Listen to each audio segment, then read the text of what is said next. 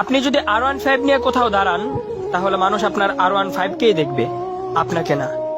কিন্তু কোনো বিশ্বসেরা ফুটবল কিংবা ক্রিকেট প্লেয়ার যদি BMW নিয়েও দাঁড়ায়, সবাই কিন্তু ওই প্লেয়ারটাকেই দেখবে, তার BMW কে না।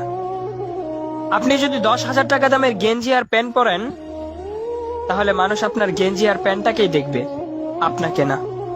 আর ওই প্লেয়ারটা যদি 50 টাকা দামের গেঞ্জিও পরে, তাহলে কেউ তার গেঞ্জিটাকে দেখবে না, সবাই কিন্তু ওই প্লেয়ারটাকেই দেখবে। তাই আইফোন লাগবে, DSLR লাগবে, বাইক লাগবে, বাবা মাকে এত প্যারা না দিয়ে, ব্র্যান্ডের পিছনে না ছুটে নিজেকে ব্র্যান্ড বানানোর চেষ্টা করুন।